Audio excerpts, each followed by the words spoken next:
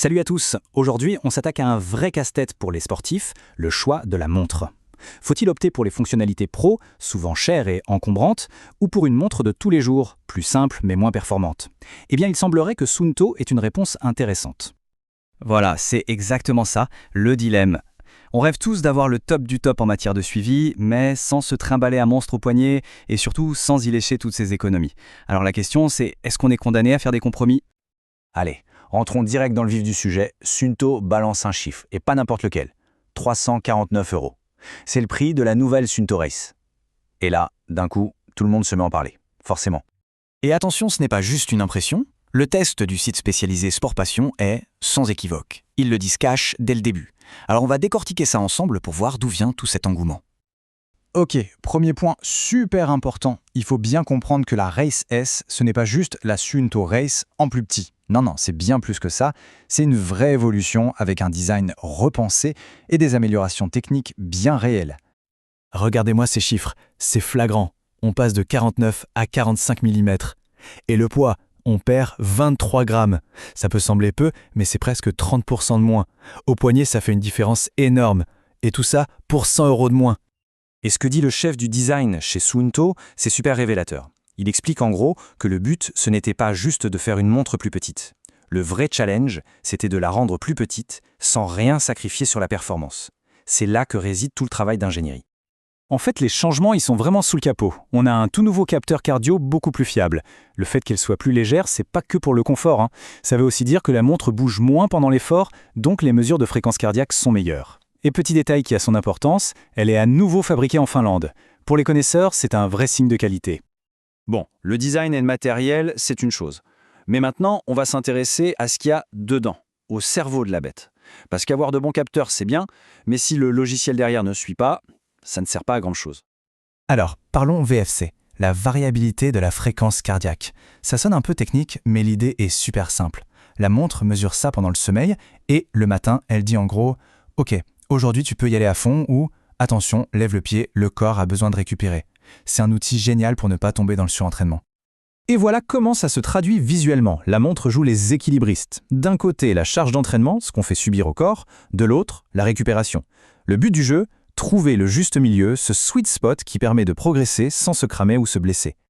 Et c'est là que tout prend son sens. Toutes ces données, la VFC, la charge, ne sont pas juste là pour faire joli. Elles alimentent directement une sorte de coach virtuel intégré, le Suunto Coach AI.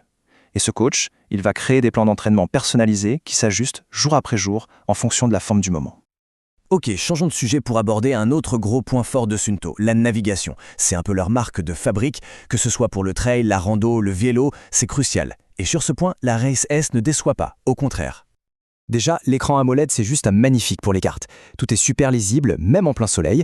Les cartes sont embarquées, donc pas besoin de réseau. Et puis, ils ont amélioré le zoom. On peut maintenant dézoomer jusqu'à 20 km pour avoir une bonne vue d'ensemble. Ajoutons à ça un GPS double fréquence ultra précis et on a un outil de navigation au top. Et la grosse nouveauté logicielle, c'est le Climb Guidance. C'est un peu un assistant personnel pour les montées. Comment ça marche? C'est simple. Avant même de commencer, on voit le profil de tout le parcours. Et pendant qu'on grimpe, la montre zoome sur la portion actuelle, elle met des couleurs pour indiquer la raideur de la pente et elle dit en temps réel ce qu'il reste à monter. Franchement, pour gérer son effort aux montagnes, c'est juste génial. Bon, soyons honnêtes, une montre avec toutes ses fonctionnalités à 349 €, ça paraît presque trop beau. Pour arriver à ce prix, Suunto a forcément dû faire des choix. Et l'analyse de Sport Passion est très claire là-dessus, on ne va rien cacher. Alors voilà le bilan, les plus et les moins. Côté moins, qu'est-ce qu'on a? Le vert, c'est du Gorilla Glass, pas du saphir. Ça veut dire qu'il est un peu plus sensible aux rayures. L'étanchéité, c'est 5 ATM, on peut nager avec, mais ce n'est pas une montre de plongée. Et il y a aussi quelques petites lenteurs notées. Est-ce que c'est rédhibitoire? Pour la grande majorité des gens, probablement pas. En fait, il faut voir ça comme des choix intelligents de la part de Suunto. Ils n'ont pas fait de compromis sur l'essentiel. Le GPS, le cardio, les métriques d'entraînement.